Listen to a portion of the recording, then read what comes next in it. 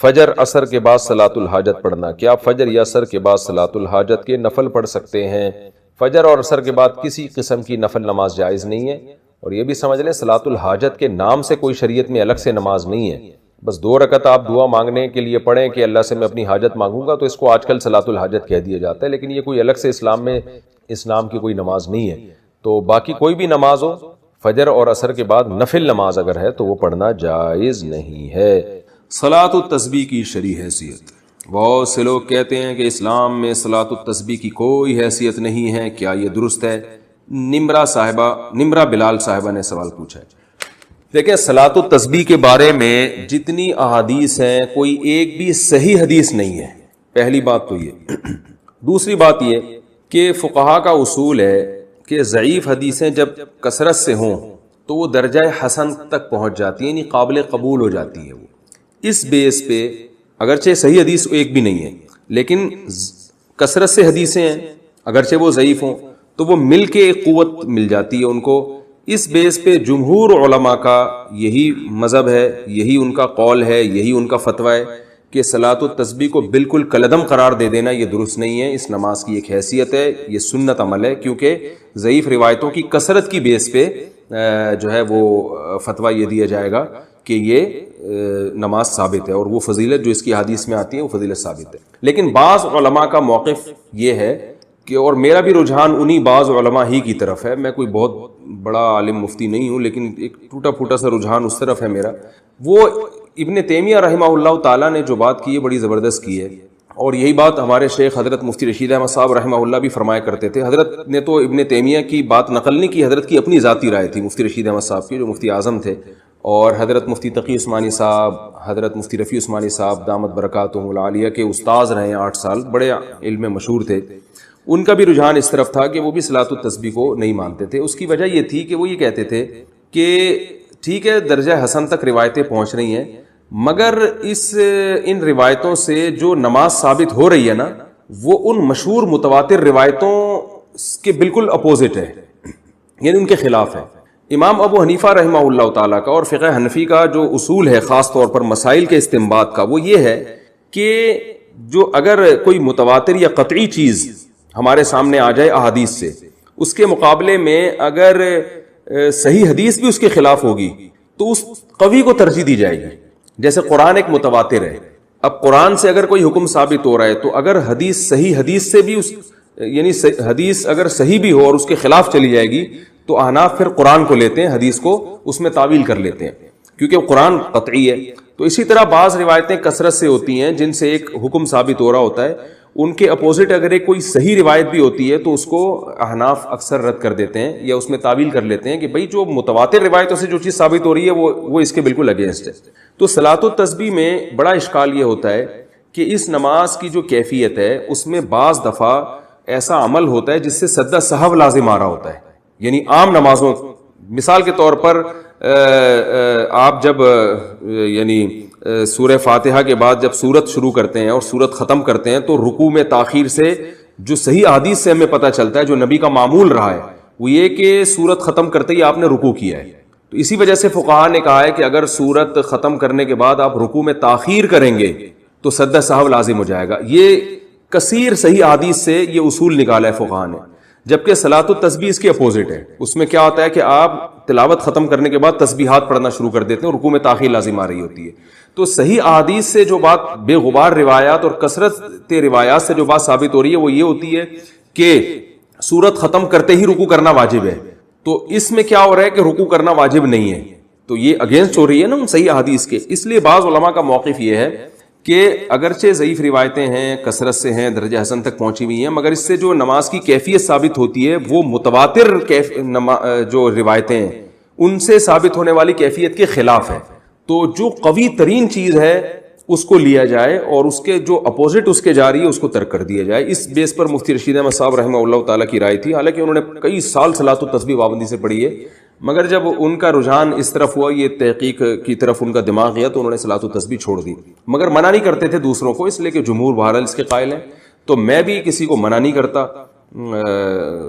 جو ہے وہ جمہور اس کے قائل ہیں، اور فقہ حنفی میں بھی فتویٰ اسی پر ہے کہ صلاۃ التسبیح پڑھنی چاہیے۔ تو لیکن بعض علماء بہرحال اس طرف گئے. اور پھر میں نے بعد میں علامہ ابن تیمیہ رحمہ اللہ تعالیٰ کی تحقیق پڑھی, انہوں نے بھی یہ بات لکھی ہے کہ لم یثبت مثلہ بمثلہ, کہ جس قسم کی نماز ان روایتوں سے ثابت ہو رہی ہے صلاۃ التسبیح والی, تو اس جیسی نماز جو صحیح روایتوں کے بالکل اگینسٹ جا رہی ہے اس کے لیے بہت مضبوط دلیل ہونی چاہیے. تو یعنی اتنی کمزور دلیل سے وہ ثابت اس کو نہیں کیا جا سکتا, کیونکہ یہ صحیح روایتوں کے اگینسٹ جا رہی ہے. یعنی جو مفتی رشید احمد صاحب کہا کرتے تھے, تو ابن تیمیہ رحمہ اللہ کی رائے بھی میں نے دیکھی کہ وہ بھی بالکل اس کے مطابق ہے, لیکن بہرحال جمہور اس کے قائل ہیں. علامہ ناصر الدین البانی رحمہ اللہ تعالی وہ صلاۃ التسبیح کے قائل ہیں, اور انہوں نے اس مسئلے میں عبداللہ ابن مبارک رحمہ اللہ کی تقلید کی ہے, اور بالکل واضح لفظوں میں تقلید کی ہے. ان کی تحقیق جو میں نے پڑھی تو انہوں نے بتایا کہ اگرچہ ضعیف روایتیں, لیکن عبداللہ ابن مبارک رحمہ اللہ تعالی جیسا محدث, وہ کہتے ہیں جب وہ پڑھا کرتے تھے تو پھر ہم اس کو سنتی سمجھتے ہیں. تو یعنی کیونکہ عبداللہ ابن مبارک بہت بڑے محدث تھے, فقیہ بھی تھے, تو انہوں نے کہا کہ عبداللہ بن مبارک نے چونکہ اس نماز کو افضل سنت قرار دیا اور ثابت قرار دیا ہے, تو اتنے بڑے محدث کی رائے کو میں فالو کر رہا ہوں. تو انہوں نے اس تقلید کا لفظ تو ذکر نہیں کیا, لیکن انہی کی تقلید میں, تقلید اسی کو کہتے ہیں کہ آپ کسی پر اعتماد کر کے کہ بھئی جب اتنا بڑا آدمی ایک چیز پہ فتویٰ دے رہا ہے تو میں بھی اس پر اعتماد کرتا ہوں. تو اگر کوئی تقلید کے طریقے پر اگر کوئی عبداللہ بن مبارک کو فالو کرے یا کسی دوسرے مجتہد کو, پھر تو ٹھیک ہے, لیکن اگر تحقیق کی دنیا میں جاتے ہیں تو پھر میرا رجحان اسی طرف ہے, کیونکہ امام حنیفہ سے صراحتاً اس بارے میں کچھ منقول نہیں ہے, امام مالک سے بھی صراحتاً اس بارے میں کچھ منقول نہیں ہے, یہ حضرات اس بارے میں خاموش ہیں. تو اگر ان سے منقول ہوتا تو بھی ہم کہتے ہیں کہ یہ اتنے بڑے لوگ ہیں, یقیناً ان کے سامنے کوئی مضبوط دلیل ہوگی, یا یہ اس حدیث کو یقیناً صحیح سمجھتے ہوں گے, کیونکہ مجتہد کا کسی حدیث پہ فتویٰ دے دینا یہ اس کی علامت ہے کہ اس کی نظر میں یہ حدیث بالکل صحیح ہے. تو وہ اگر یہ فیصلہ کر دیتے یہ حدیث صحیح ہے, تو پھر کیونکہ حدیث کا صحیح اور ضعیف کہنا بھی تو محققین کا کام ہے نا, یہ فیصلہ عام آدمی کے لیے آسان نہیں ہے. تو اس بیس پر میرا اپنا جو ذاتی رجحان ہے وہ یہی ہے کہ صلاۃ التسبیح کوئی پڑھ رہا ہے تو ٹھیک ہے, جمہور کے قول پر عمل کرے, دونوں طرف دلائل ہیں, لیکن میرا جو رجحان ہے کہ جب صحیح احادیث سے جو نمازیں ثابت ہیں وہ اتنی کثرت سے ہیں, جو بالکل بے غبار روایات ہیں, اور ان میں اتنا ثواب ہے, تو بھائی جو کمزور چیز ہے اگر بہت وقت بچ جائے تو اس کی طرف آئیں اور صحیح حدیث کو فالو کریں, تو یہ میرا خیال ہے زیادہ اچھا ہے. لیکن بہرحال کوئی صلاۃ التسبیح پڑھتا ہے تو بدعت نہیں کہہ سکتے, کیونکہ بڑے بڑے علماء کا اس میں اختلاف ہے, اور جب اتنے بڑے فقہاء اور علماء کا اختلاف ہوتا ہے تو اس کی بیس پر کسی عمل کو بدعت بہرحال ہم نہیں کہہ سکتے, جبکہ روایتیں اس طرف موجود بھی ہیں. تو اس لیے آپ جس کی بات کو فالو کرنا چاہیں, جس عالم کے قول پر عمل کرنا چاہیں, آپ کو اختیار ہے, اس میں دونوں رائے ہیں. باقی صلاۃ التسبیح میں ایک اور میں بات آپ سے عرض کروں کہ دیکھیں, نماز تو جمہور کا مذہب تو یہی ہے, فقہ حنفی میں بھی فتویٰ اسی پر ہے کہ صلاۃ التسبیح پڑھنا سنت ہے, بڑے بڑے علماء اس کے قائل رہے ہیں, جس کی ڈیٹیل میں نے آپ کو بتائی. باقی بعض لوگوں کا ایک مزاج بھی ہوتا ہے, میرا ایک اپنا ایک جو مزاج ہے, میں کہتا ہوں یار ایسی چیز کو لو جو بالکل بے غبار ہو, کیونکہ رسول اللہ صلی اللہ علیہ وسلم جو تھے تہجد کی نماز روزانہ پابندی سے پڑھا کرتے تھے, جن کیفیات کے ساتھ, 2 رکعتیں کر کے بھی, کبھی 4 رکعتیں کر کے بھی, اس میں آپ سورہ فاتحہ پڑھتے, پھر سورت ملاتے, پھر رکوع کرتے, تو یہ کیفیت تھی. تحیات کے بعد درود شریف اور دعا پڑھ کے سلام پھیرتے, اور اسی طرح اشراق کی نماز آپ نے بتائی, اوابین کی نماز بتائی, یہ بالکل بے غبار روایات سے ثابت ہیں, ان میں کوئی اختلاف بھی نہیں ہے. تو بعض کا مزاج بھی ہوتا ہے, میرا مزاج یہ کہ بھائی ایسی چیز کو لے لو جو بالکل بے غبار ہو. لیکن بعض لوگ کہتے ہیں کہ بھائی اس میں چونکہ تسبیح کا عمل بہت زیادہ ہو رہا ہے, اور بڑی لمبی نماز ہوتی ہے, اور تسبیح سے ایک طرف دماغ لگتا ہے, اس بیس پہ کہتے ہیں کہ وہ لکڑیاں جو جلانے کے کام آتی ہیں, ارادہ کیا کہ میں لکڑیاں جمع کروں, میں لوگوں کو تو میرا دل چاہتا ہے میں ان کے گھر جلا دوں, اس سے جماعت کی نماز کی اہمیت معلوم ہوتی ہے. بکری کا جو کھر ہے نا, اس پہ جو گوشت لگا ہوا ہوتا ہے, وہ کھر, اس کو مرمات کہا جاتا ہے, مرمات ہی نہیں. تو کوئی کسی کو مسجد میں گوشت مل رہا ہو یا وہ ہڈی جس پہ گوشت لگا ہوا ہوتا ہے وہ مل رہا ہو, تو لوگ آ جائیں مسجد میں. یہ ترغیب دینے کے لیے نا, ہم کہتے ہیں نا جیسے یہاں اگر امام صاحب پیسے دے رہے ہوتے تو دیکھو سب لوگ آ جاتے ہیں. تو آپ صلی اللہ علیہ وسلم نے فرمایا کسی کو اگر مسجد میں گوشت مل رہا ہو تو لشہید العشاء, تو وہ تو عشاء میں آ جائے گا. تو نماز کی اہمیت اس سے زیادہ ہونی چاہیے. چلیں, نابینا شخص آیا یا رسول اللہ کوئی مسجد میں لانے والا نہیں ہے, تو آپ نے فرمایا کہ ٹھیک ہے گھر میں نماز پڑھو. لیکن جب جانے لگے تو آپ نے فرمایا کیا اذان کی آواز آتی ہے؟ انہوں نے فرمایا ہاں. آپ نے فرمایا کہ پھر آؤ. چلیں, نماز کی اہمیت کی فضیلت پتہ چلتی ہے کہ نابینا کو بھی نماز معاف نہیں ہے, گھر میں نہیں پڑھ سکتے. چلیں, کلاس میں کہاں سے پڑھ سکتے ہیں؟ چلیں, یہ مسجد کی جماعت مراد ہے, ورنہ وہ نابینا صحابی اپنے گھر میں اپنی خواتین کے ساتھ نماز پڑھ سکتے. جتنے جماعت کی اہمیت کی احادیث آ رہی ہیں اس سے مسجد کی جماعت مراد ہے, خوب سمجھ لو.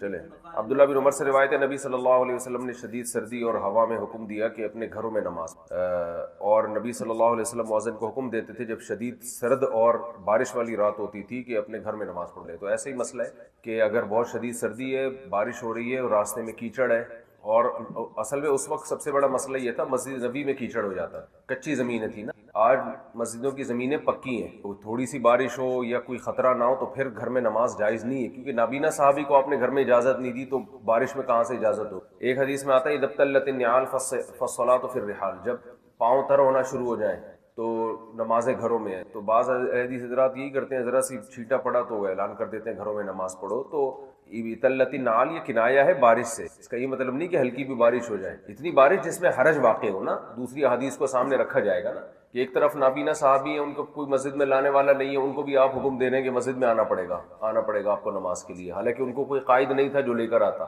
تو اس سے پتہ چلتا ہے کہ اس سے وہ بارش مراد ہے جس میں حرج واقع ہو جائے۔ بعض دفعہ جو بیمار لوگ ہیں، ضعیف لوگ ہیں، وہ بارش میں جب آئیں گے تو بیمار ہونے کا خطرہ ہوتا ہے، پھسلنے کا خطرہ ہوتا ہے۔ اسی طرح سب سے بڑا مسئلہ نبی کے دور میں مسجد نبی کچی تھی، وہ کیچڑ ہو جاتا تھا، اس میں کیسے نماز پڑھیں گے؟ آج پکی مسجدیں ہیں، چھتری کا انتظام ہوتا ہے، پکی روڈیں اس میں، اور گاڑیاں ہیں، بائکیں ہیں، تو اس لیے اس میں یہ نہیں کہ ذرا سی بس بارش ہو اور آپ نے لوگوں کو حکم دے دیا کہ گھر میں نماز پڑھیں، یہ ٹھیک ہے۔ چلیں، عشاء رات کے کھانے کو کہتے ہیں، جب رات کا کھانا رکھ دیا جائے تو پہلے رات کا کھانا کھاؤ۔ وجہ اس کی یہ ہے کہ جب کھانا سامنے آتا ہے بھوک لگی ہوئی ہوتی ہے، صحابہ کے دور میں بھوک بھی بہت تھی، ظاہر ہے بہت کم کھانے کو ملتا تھا، اس میں اگر نماز پڑھنے جائیں گے تو نماز میں دل نہیں لگتا تھا، اس لیے نماز کو میں توجہ بٹانے کے لیے، توجہ لگانے کے لیے فرمایا کہ پہلے کھانا کھا لیں۔ صحیح ہے، اس کا یہ مطلب نہیں آگے حدیث آ رہی ہے کہ کھانے کا انتظام ہی آپ نماز کے ٹائم پہ کریں، یہ جائز نہیں ہے، یہ کبھی ہو جاتا ہے، احیانا ہو جاتا ہے۔ چلیں، عبداللہ بن عمر کا کھانا رکھا جاتا تھا اور نماز کھڑی ہو جاتی تھی تو وہ جب تک کھانا کھا نہیں لیتے تھے نماز کے لیے نہیں آتے تھے، حالانکہ امام کی قرات سن رہے ہوتے تھے۔ دیکھو یہ جو کانا یفعل کذا آتا ہے نا، یہ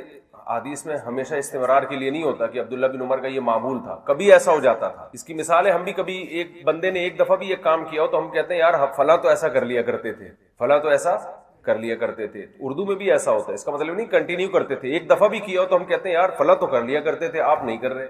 تو بعض دفعہ ایک بار یا دو بار بھی کام ہوتا ہے تو کانا یفعل سے اس کو تعبیر کیا جاتا ہے۔ چلیں، نماز کے وقت کھانا نہیں ہے، پہلے کھانا کھاؤ پھر نماز پڑھو۔ ہاں قضا ہونے لگے تو پھر قضا کرنا جائز نہیں ہے، اس میں پہلے کھانا پہلے نماز پڑھنی۔ چلیں، اسی طرح قضاء حاجت کو روک کے نماز پڑھنے کی اجازت نہیں۔ اخبثان، اخبث ہے نا، اخبث اسمال پیشاب اور گریٹ پیشاب۔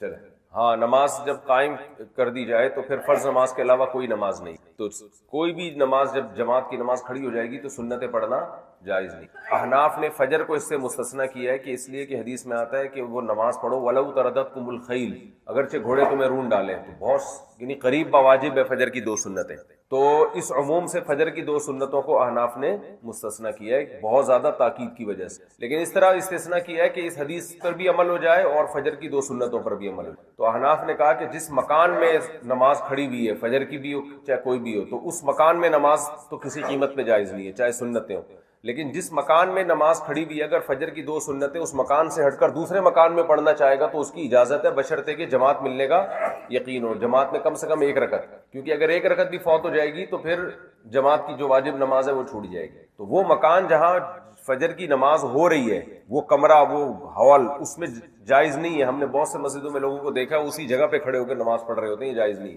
تو اس مکان سے ہٹ کر، کیونکہ وہ دونوں طرح کی روایات کو جمع کی ہے نا، فجر کی سنتوں میں جو بہت زیادہ تاکید ہے، آپ کہہ سکتے ہیں حدیث میں تو استثناء نہیں ہے، تو احادیث میں بہت ساری احادیث ہیں، بہت ساری قرآن کی آیات ہیں عموم پر ہوتی ہیں، اس کے استثناء کے لیے اس کا استثناء عین ان الفاظ میں مذکور نہیں ہوتا۔ یہ تو قرآن سنت میں ایسا ہوتا ہے نا کہ استثناء دوسری دلیل سے ہوتا ہے، اس کے متعارض دوسری دلیل ہوتی ہے، یہ تو سب کر رہے ہوتے ہیں، شوافع بھی، حنابلہ بھی، تو دونوں دلائل جب ایک ہی ٹکر کی ہوں گی تو پھر دوسری دلیل کو، یہ بھی خبر واحد ہے، اور فجر کی سنتوں میں جو بہت زیادہ تاکید ہے، بعض فقہا کے نزدیک تو فجر کی سنتیں واجب ہیں، یعنی قریب با واجب ہے، یعنی وطر سے، واجب کا مطلب وطر سے زیادہ ان کی اہمیت ہے، 3 وطر ہے نا رات کو پڑھے جاتے ہیں، ان سے زیادہ اہمیت ہے، اس لیے ان کو استثناء کیا گیا ہے۔ چلیں، اور حدیث کو بالکلیہ ترک نہیں کیا گیا، جس مقام پہ نماز کھڑی ہو جائے گی اس مقام پہ فجر کی سنتیں بھی جائز نہیں ہوں گی، تو اس حدیث پر بھی تو عمل ہو گیا نا۔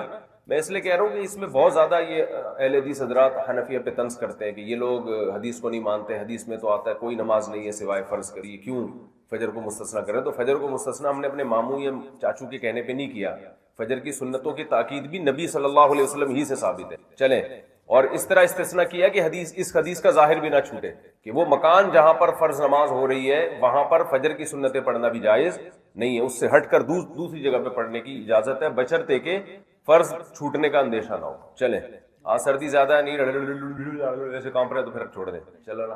نہیں، ہال میں پھر بھی نہیں پڑھ سکتے، جس ہال میں جماعت ہو رہی ہے وہاں پھر بھی حائل اگر ہو پھر بھی نہیں پڑھ سکتے. ہال کے اندر حائل کہاں سے ہوتا ہے؟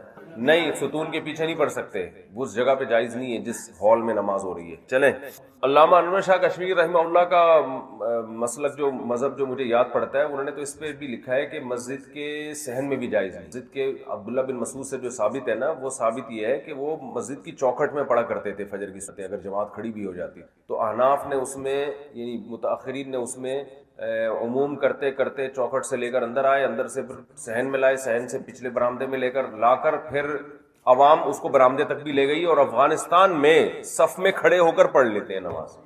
یہ تو بالکل ہی جائز نہیں ہے، اسی صف میں جہاں جماعت ہو رہی ہے وہیں کھڑے ہو جاتے ہیں، یہ تو بالکل جائز نہیں ہے. نئے صف کے پیچھے بھی نہیں پڑھ سکتے، اس ہال میں پڑھنا جائز نہیں ہے، اس مکان میں جہاں جماعت ہو رہی ہے نہیں پڑھ سکتے. چلو آگے، چلیے.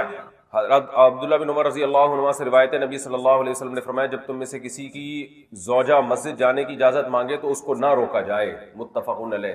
نبی صلی اللہ علیہ وسلم سے بہت ساری احادیث میں یہ بات ثابت ہے کہ آپ نے جب کوئی عورت اجازت مانگے تو اس کو مسجد میں جانے سے منع کرنے سے منع کیا. سمجھ رہے ہو؟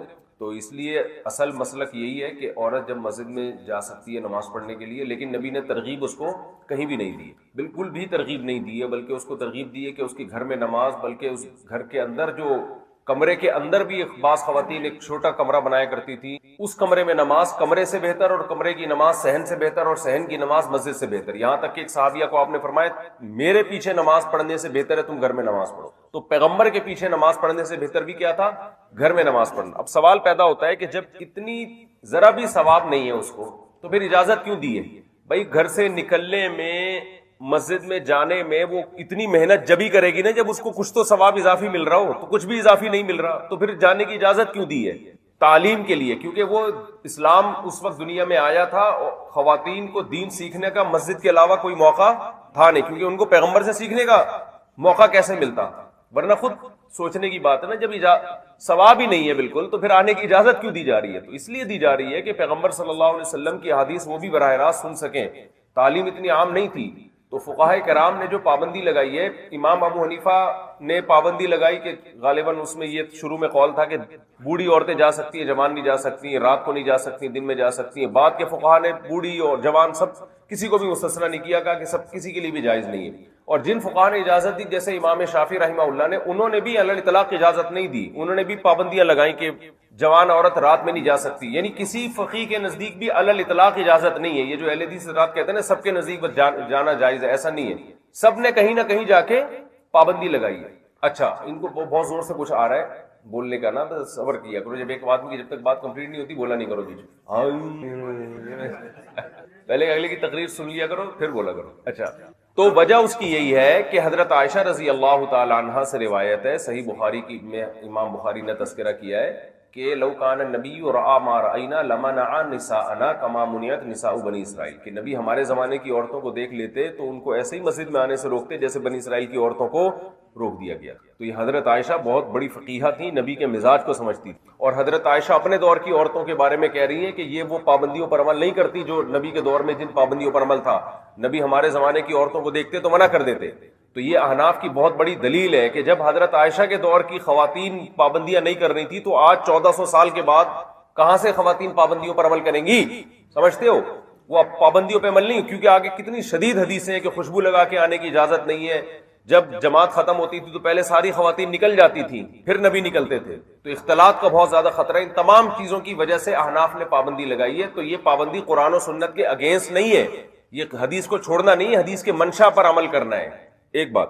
دوسری بات یہی ہے کہ اس زمانے میں تعلیم کی ضرورت تھی اس لیے اجازت دی، سمجھتے ہو؟ لیکن اب بات یہی ہے کہ جو احقر کہتا ہے کہ بھائی اس زمانے میں تعلیم کی وجہ سے عورتوں کو مسجد میں آنے کا حکم تھا، یہی بڑی حکمت معلوم ہوتی ہے، ورنہ اور کیا حکمت ہوگی اس کی. تو اور عورتیں فقہاء نے بعد میں جو پابندی لگائی ان کا مقصد یقیناً حدیث کی خلاف ورزی نہیں تھا. یہ جو الزام لگایا جاتا ہے کہ یہ حدیث کو چھوڑا فقہاء کرام نے، یہ بالکل غلط ہے، یہ الزام 100% غلط ہے. تو یہ جو پابندی فقہا نے لگائی یہ بھی کیونکہ عورتیں اس پابندیوں پہ عمل نہیں کر رہی ہیں، ایک عملی طور پر ایک چیز ممکن نظر ہی نہیں آ رہی، تو کیسے اجازت دی جائے ان کو؟ اور فتنہ زیادہ ہے، مردوں میں بھی فتنہ، تو ثواب ویسے ہی نہیں ہے مسجد میں آنے پر، یا تو اتنا ثواب زیادہ مل رہا ہوتا، وہ بھی نہیں ہے، تو اور اسلامی حکومتیں قائم ہو چکی تھی، علم پھیل چکا تھا دنیا میں، تو وہ تمام حکمتیں جو نبی کے دور میں مسجد میں آنے کی تھیں وہ حکمتیں فوت ہو چکی تھیں، تو مصلحتاً فقہا نے کہا کہ بھئی اس زمانے میں اجازت نہیں ہے، اور اس کی اصل بھی ہمیں اسلاف سے ملتی ہے، سمجھتے ہو؟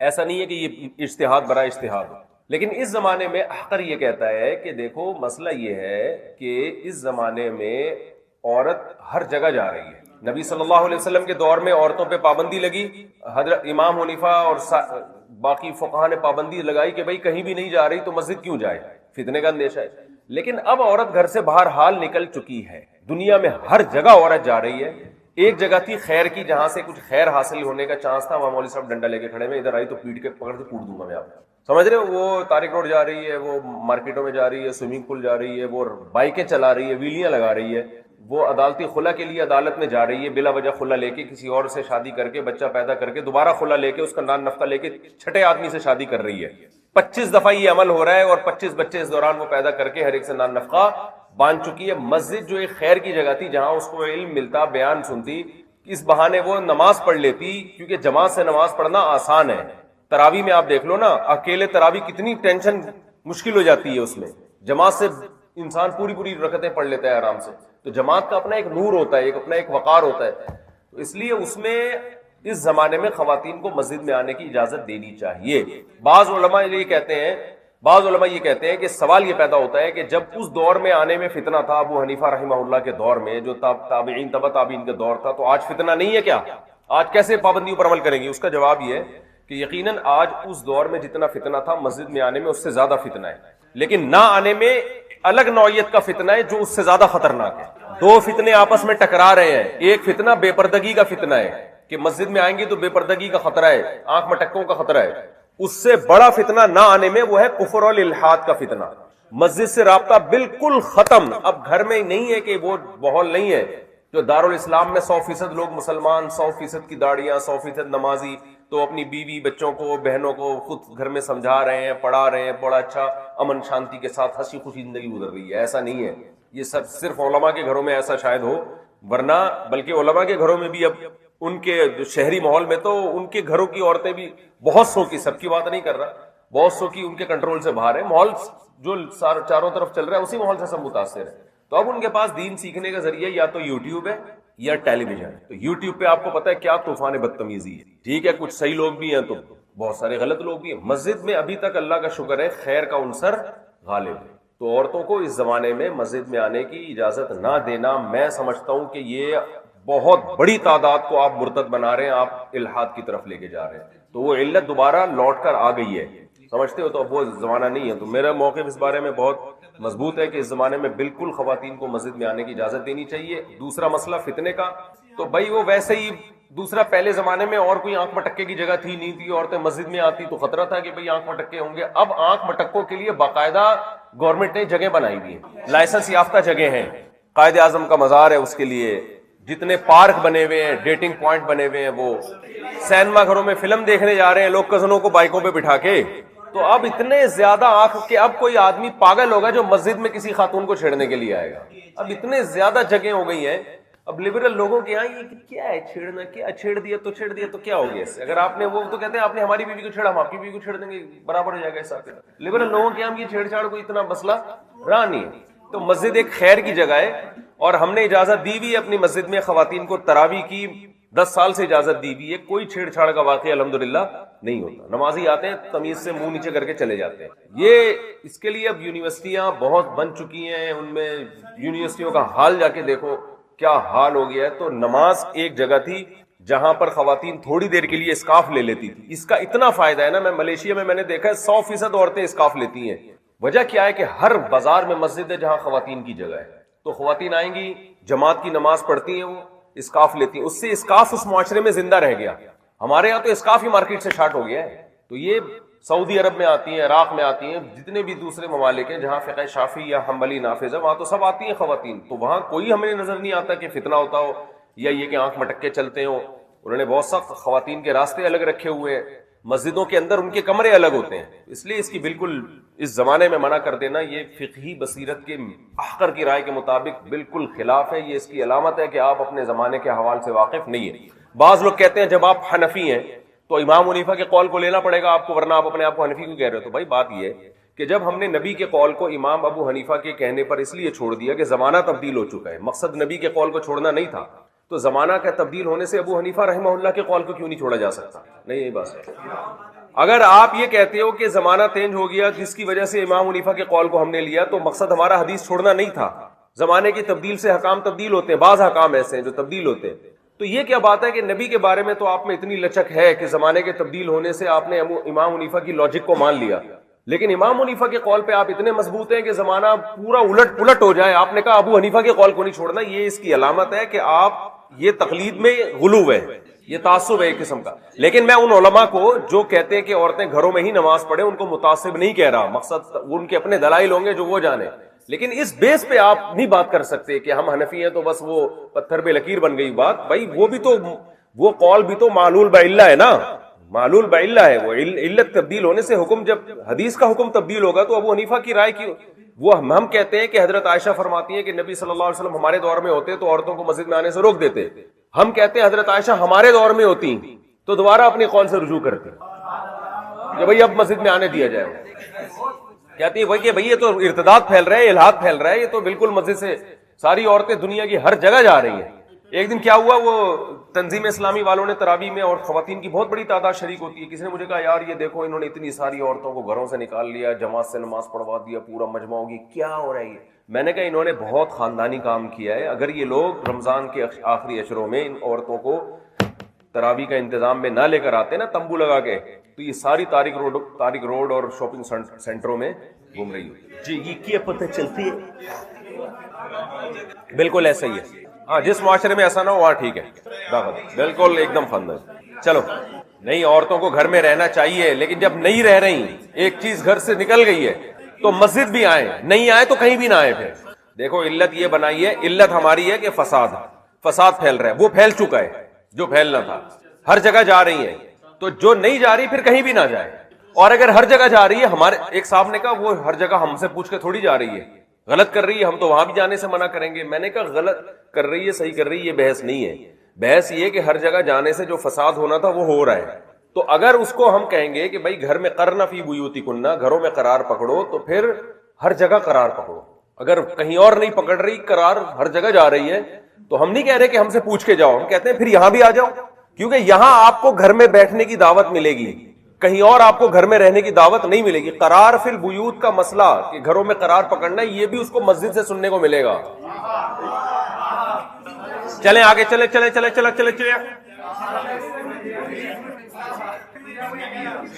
خاون کی ویسی 2 ٹکے کا نہیں ہے اس زمانے میں. خاون کہہ رہے خاون کی ویلیو ختم ہو جائے گی. خاون تم 2 ٹکے کا خاون نہیں ہے اس زمانے میں.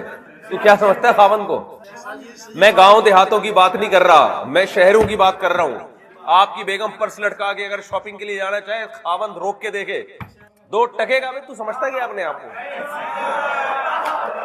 چلو یار آگے چلو، عبارت پڑھو دی. یہ بھی خاون ہے نا. چلو اچھا چلو اختلاف رائے ہے. چلو صحیح. یہ مدرسہ البنات جو تم لوگوں نے نکالے ہیں، یہ 1400 سال میں کہیں ملتے ہیں؟ جب اپنا مدرسہ چلانا ہے تو عورتیں گھروں سے نکل سکتی ہیں، حالانکہ اس میں فتنہ مسجد میں آنے سے زیادہ ہے. دیکھو مسجد میں جب عورت آئے گی، ادھر سے آئی پیچھے نماز میں بلکہ اب تو مسجدوں میں الگ کمرے بنے ہوتے ہیں، فل پردے کا انتظام ہوتا ہے. سنو، وہاں سے آئی اور وہیں سے گھر چلی گئی. بنات کے مدرسے میں تو روزانہ صبح کئی گھنٹوں کے لیے آ رہی ہیں. ایک ٹیچر میل ٹیچر سے پردے میں پڑھ رہی ہے. اس میں یہاں امام کا اور جو پیچھے نماز پڑھنے والی خواتین ہے کوئی آپس میں لنک نہیں ہوتا، کوئی بات چیت نہیں ہوتی. جبکہ یونیورسٹیوں میں یا دینی مدرسوں میں دیکھ لو، اس میں تو ٹیچر پڑھا رہا ہے روزانہ، اس کو لڑکیوں کی آوازیں کانوں میں پڑ رہی ہیں، ہر ایک کا نام پتا ہے اس کو، ہر ایک کی استعداد پتا ہے، آوازوں کا پتا ہے. وہاں فتنے کا اندیشہ زیادہ ہے. وہاں کہہ دیا کہ ضرورت ہے تو جائز ہے، کیونکہ جب لڑکیاں یونیورسٹی میں پڑھ رہی ہیں تو دین کا علم سیکھنے کے لیے مدرسوں میں بھی آئی ہیں. وہاں ضرورت کی وجہ سے جائز کہہ دیا، اور یہاں جو منسوس ہے، جو اختلافی مسئلہ ہے، اور اس کی بھی وجہ تھی ایک خاص وجہ سے، وہاں ناجائز ہے. کھوپڑی میں آنے والی بات. دیکھو نماز کی اجازت دینے سے بڑا مقصد ہے کہ بیان سنے آ کے، کیونکہ دیکھو نماز کے بہانے لوگ آ جاتے ہیں بیان سننے. جمعے میں کتنا رش ہوتا ہے، عام بیانوں میں رش نہیں ہوتا. نماز کی اپنی ایک برکت ہوتی ہے. پھر نماز خود بھی مقصود ہے. جماعت سے نماز پڑھنا آسان ہے انفرادی نماز سے. انفرادی مشکل ہوتی ہے. کتنے لوگ جماعت سے نماز پڑھ کے نمازی بن جاتے ہیں, مسجدوں میں آتے ہیں, کراؤڈ ہوتا ہے, ایک مجمع ہوتا ہے, تو یہ سب باہر کیا.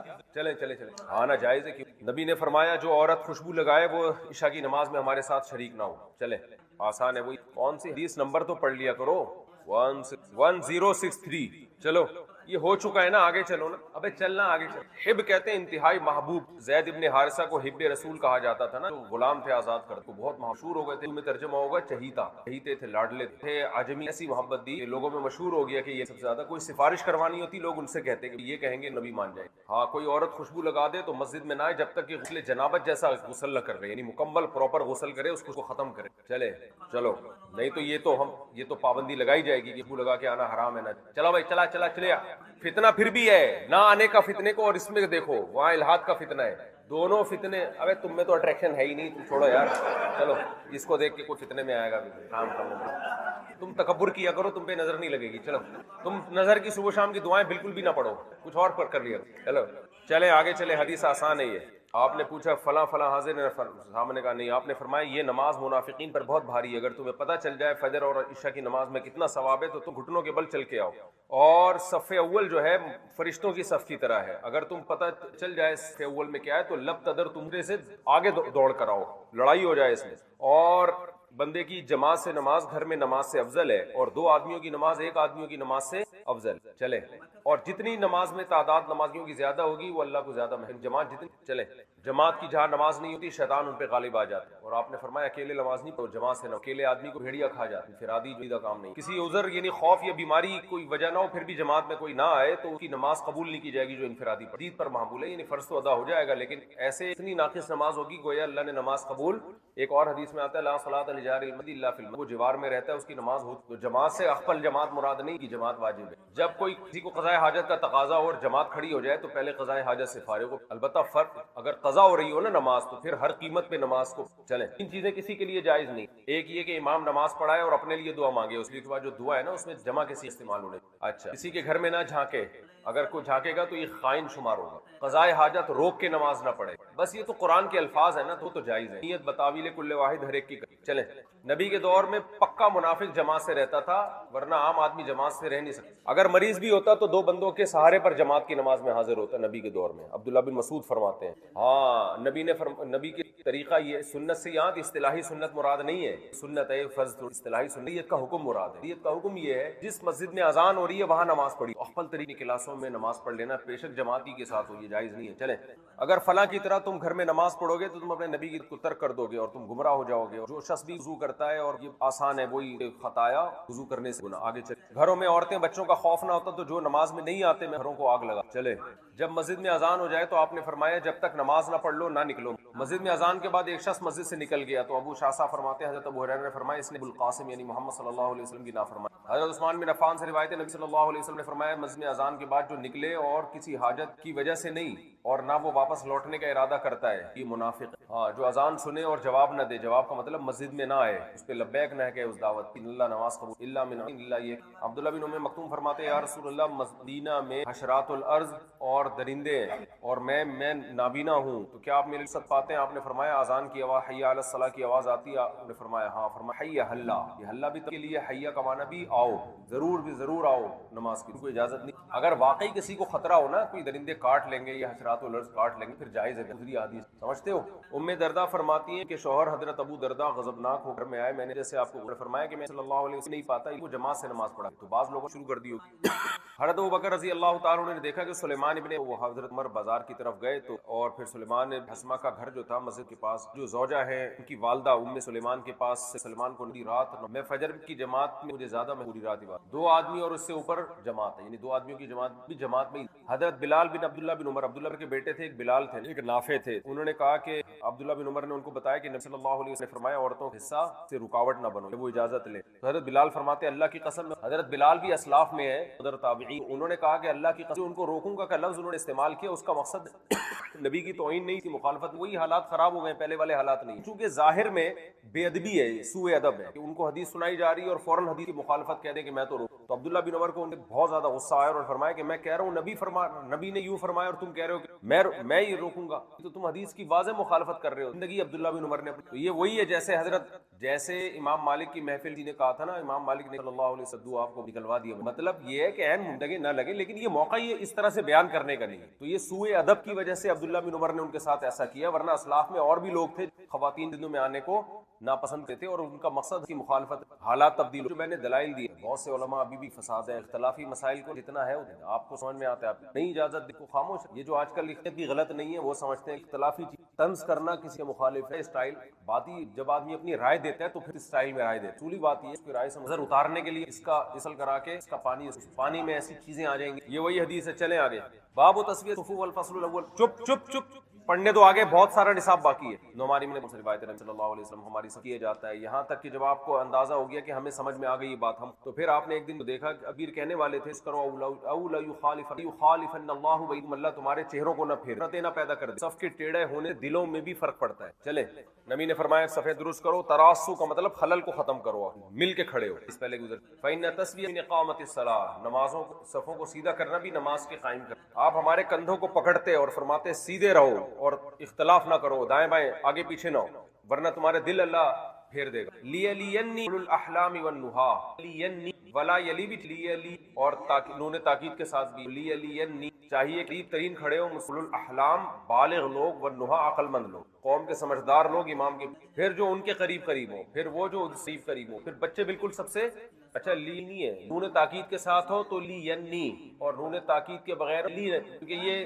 امر غائب معلوم کا صیغہ بن جائے گا نا، یا حذف ہو جائے گی لی. چلو اور مسجد میں بازاروں کی طرح شور و شغب سے اذان ہو جائے. وَأَتَمُّوا بِي، میری اقتدا کرو، اور جو ان سے پیچھے ہیں وہ اگلی صف والوں کی اقتدا کریں، کیونکہ وہ ان کی حرکات کو دیکھ. جو بھی لوگ پیچھے کھڑے ہوتے ہیں اللہ بھی ان کو مؤخر کر دے گا، رتبے میں پیچھے کر دے گا. نبی نے مسجد میں آئے تو دیکھا صحابہ حلقے کی شکل میں بیٹھے ہوئے ہیں، تو آپ نے اس کو ناپسند کیا کہ تم آپس میں ٹکڑوں میں کیوں بیٹھے ہوئے ہو. یعنی صف میں بیٹھنا چاہیے، جب نماز کے انتظار میں ہو تو صف میں بیٹھنا چاہیے، اور ایسے صفیں بناؤ جیسے فرشتے صفیں بناتے ہیں. تو صحابہ نے پوچھا کیسے بناتے ہیں؟ آپ نے فرمایا وہ پہلی صف مکمل کرتے ہیں اور وَيَتَرَاصُونَ فِي الصَّفِّ، اور صف میں خلل کو ختم کریں. چلے سب سے بہترین صف پہلی ہے اور سب سے بدترین آخری. بدترین کا مطلب یہ نہیں کہ وہ اس میں کھڑا ہی نہیں ہونا چاہیے، مطلب پہلی کے مقابلے میں سب سے کم تر آخری. چلے صفوفکم، آپ نے فرمایا اپنی صفوں میں کو ملاپ پیدا کرو. وقاربوا بینہما، قریب کھڑے ہو. وحاذوا بالاعناق، گردنوں کو ایک سیدھ میں لے کر آؤ. فوالذی نفسی لأری الشیطان یطمع من خلل الصف کأنها الخذف، بکری کے بچے کی طرح شیطان سب گھستا ہے.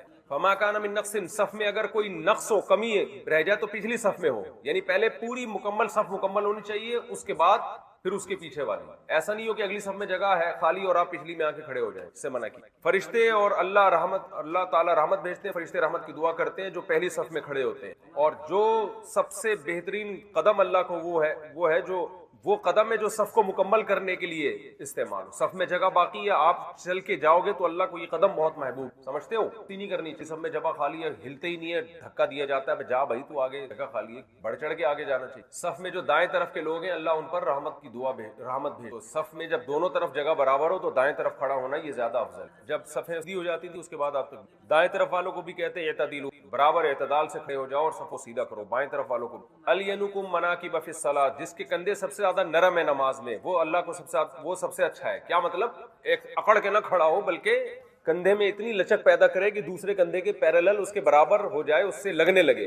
بعض لوگ ہوتے ہیں نا ہلتے ہی نہیں ہیں، ایسے بت بن کے کھڑے ہو جاتے ہیں. یہ الین نہیں ہے، یہ صفوں کو رکاوٹ بنتے ہیں سیدھا. چلیں نبی نے فرمایا اللہ رحمت بھیجتا ہے اور فرشتے رحمت کی دعا کرتے ہیں صف اول پہ. صحابہ نے کہا یا رسول اللہ یہ دوسری صف والوں پر بھی آپ نے فرمایا، پہلی صف والوں پر دوبارہ الفاظ کو. پھر صحابی نے کہا دوسری پر بھی آپ نے فرمایا، پھر اول والے پر. پھر انہوں نے کہا یا رسول اللہ دوسری پر بھی دعا رحمت بھیجتے ہیں. پھر آپ نے فرمایا کہ ہاں دوسری. وَلِینُوا فِی أَیْدِی إِخْوَانِکُم، نرم پڑ جاؤ اپنے بھائی کے ہاتھ میں. کیا مطلب؟ جب وہ صف سیدھا کرنے کے لیے ہاتھ پکڑ کے دائیں بائیں کرے تو نرم پڑ جاؤ، سخت نہ ہو. اکثر آپ نے دیکھا ہوگا اقامت ہو رہی ہوتی سامنے منہ کر کے دیکھ رہے ہوتے، دیکھتے ہی نہیں کہ دائیں بائیں کوئی بندہ ادھر کو ہو رہا ہے تو تم بھی کھسک کے ادھر ہو جاؤ، تھوڑا سا ایسے بت بن کے کھڑے ہو جاؤ. یہ ساری حدیثیں ان لوگوں کے خلاف ہیں کہ آپ لچک پیدا کریں، نرم ہو جائیں. اس میں کوئی آپ کو دائیں کرتا ہے بائیں کرتا ہے سب سیدھا کرنے کے لیے، اس کی بات مانیں، آپ بت بن کے نہ کھڑے ہو جائیں. ولا تذروا فروجات للشیطان، شیطان کے لیے جگہ مت چھوڑو. من وصل صفا وصلہ اللہ، جو صف کو جوڑے اللہ اسے بھی جوڑے، جو صف کو توڑے اللہ اسے بھی توڑے. بہت شدید وعیدیں ہیں. دیکھو ڈسپلن ہے اسلام میں.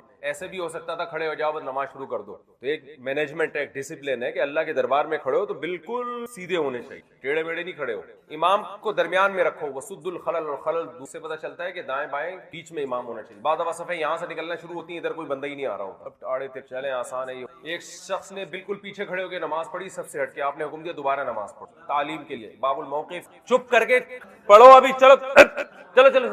آج سنتیں یاد آ رہی ہیں طویل عرصے، ابھی ٹائم بہت ہے نماز میں. چلو چلو چلو. عبداللہ بن عباس فرماتے ہیں میں نے اپنی خالہ میمونہ رضی اللہ عنہا جو نبی کی زوجہ تھی ان کے گھر میں نماز پڑھی، تو آپ نے نماز پڑھائی تو میں بائیں طرف کھڑا ہو گیا تو آپ نے میرے اپنے ہاتھ سے پکڑ کے مجھے پیچھے کر دیا. فعدلنی كذلك من وراء ظهري الى الايمن، فعدلنی كذلك من وراء ظهره، تو آپ نے اپنے وہاں سے پھر پیچھے سے دائیں طرف لیا. تو ایک آدمی جب کھڑا ہوگا تو امام کے دائیں طرف ہوگا، بائیں طرف. متفق. فادارنی، مجھے نبی نے گھما دیا اور دائیں طرف لے آئے. جبار ابن صخر آئے، وہ نبی صلی اللہ علیہ وسلم کے بائیں طرف کھڑے ہو گئے تو آپ نے ہم دونوں کے ہاتھ کر کے پیچھے کر دیا. تو ایسا ہی ہے کہ مسئلہ یہی کہ جب دائیں طرف بندہ کھڑا ہو اکیلا ہو تو دوسرا بندہ آئے تو وہ نہیں جا رہا تو امام اس کو پیچھے، چلو بھائی شاباش. یا اگر پیچھے جگہ نہیں ہو تو امام آگے چلا جائے، سب کا اتفاق ہے. ہاں اگر ایک مرد اور ایک عورت نماز پڑھ رہے ہیں تو مرد دائیں طرف کھڑا ہوگا، عورت